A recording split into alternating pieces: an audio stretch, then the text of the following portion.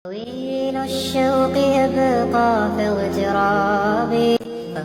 আপনাদেরকে জানিয়ে রাখি যে আমি যেহেতু আখিরুজ্জামান স্টাডি করেছি বা করছি, এখনো কিন্তু 3টা বড় বড় ভূমিকম্প আসা বাকি আছে।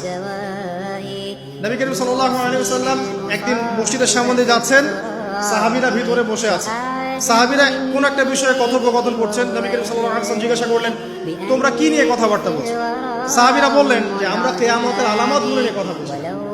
তখন নবীজি বললেন সাল্লাল্লাহু আলাইহি ওয়াসাল্লাম, 10টা আলামত আসার আগে কিয়ামত হবে না। কয়টা আলামত? 10টা। এই 10টা আসার আগ পর্যন্ত কিয়ামত হবে না নিশ্চিন্ত থাকতে পারেন। কিন্তু এই 10টা কবে চলে আসবে এর কোনো গ্যারান্টি আছে? নাই। তার প্রথমটা হচ্ছে দাজ্জাল, মাসিহুদ দাজ্জাল মানুষের রূপে বের হবে। 2, ঈসা ইবনে মারইয়ামের আগমন। নবী ঈসা আলাইহিস সালাম আসবেন এবং তার হাতে দাজ্জাল নিহত হবে। কোথায় নিহত হবে সেটাও বলে দেওয়া আছে, প্যালেস্টাইনের বাবেলুদ নামক জায়গায়, যে জায়গাটা অলরেডি প্রস্তুত। 3 নাম্বার হচ্ছে দাব্বাতুল আরদ, জমিন থেকে একটা অদ্ভুত প্রাণী বের হবে যে মানুষের সাথে কথাবার্তা বলবে। এটা হাদিসে আছে, কিন্তু আমরা এখন নিঃসন্দেহে 90% মানুষ বিশ্বাস করবে না। এবং যারা একটু বেশি চেতনাধারী তারা বলবে যে মোল্লা মুন্সিদের কথা শোনো, প্রাণী বলে আবার কথা বলবে। কিন্তু হ্যাঁ, এই কথাটাই যদি নাসা বলে,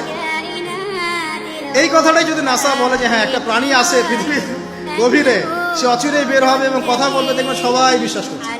দেখেন চিন্তাগত শিরক, দেখেন চিন্তাগত শিরকটা দেখেন। যখন আমরা ওইসব মিডিয়া থেকে কোনো কথা আসে, আমরা নিশ্চিন্তে নির্দ্বিধায় বিশ্বাস করি। আল্লাহ পাক হাদিসে বলছেন, নবী হাদিসে বলছেন, দাব্বাতুল আরদ বের হবে, মানুষের সাথে কথাবার্তা বলবে, মানুষ বিশ্বাস করতে চায় না।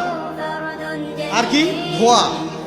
এই ধোঁয়ায় আকাশ ছেয়ে যাবে, ধোঁয়া দিয়ে আকাশ ছেয়ে যাবে। এবং এত বড় ধোঁয়া বিশ্ববাসী কখনো দেখে নাই। এখন অনেকে বলছেন, এখনকার আধুনিক স্কলার যারা, অনেক স্কলারের এটা মত, এটা কিন্তু হাদিসে নাই, তাদের মত হতে পারে যে একটা নিউক্লিয়ার এক্সপ্লোশন হবে। সারা ওয়ার্ল্ড তো এখন নিউক্লিয়ার যুদ্ধের সামনে দাঁড়িয়ে আছে, তখন হয়তো বা ধোঁয়ায় পুরো বিশ্ব ছেয়ে যেতে পারে। এটা তাদের মত, এটা হতেও পারে, নাও হতে পারে। হওয়ার সম্ভাবনা কিন্তু আছে, উড়িয়ে দেওয়া যাচ্ছে না। ঠিক আছে, 4টা। 5 কি? 5 হচ্ছে ইয়াজুজ আর মাজুজ। ইয়াজুজ আর মাজুজ এই প্রকৃতি বের হবে, এরা কিন্তু আদম সন্তান এবং তারা পৃথিবীর পানি খেয়ে শেষ করে ফেলে দিবে, মহাসাগরের পানি খেয়ে শেষ করে ফেলে দিবে। তারপর এই যে 6, 7, 8 এই 3টা হচ্ছে 3টা বড় বড় ভূমিকম্প, যেটা বলতে গিয়ে আমি জিজ্ঞাসা, এই 3টা ভূমিকম্প এখনো আসা বাকি আছে। নবীজি বলেছেন একটা পৃথিবীর পূর্ব দিকে হবে। পূর্ব দিক কোন দিক? এই যে Indonesia, Malaysia, Bangladesh, Pakistan, Myanmar, আপনার শ্রীলঙ্কা, এই পুরো কন্টিনেন্ট পূর্ব দিক, পৃথিবীর পূর্ব দিক। কোন কান্ট্রি এটা বলা হয়নি, পূর্ব দিক বলা হয়েছে। এবং এখানে ভূমিকম্প বলা হচ্ছে না, বলা হচ্ছে ভূমি ধসে যাবে, মানে পুরো ভূমিটা নিচে চলে যাবে।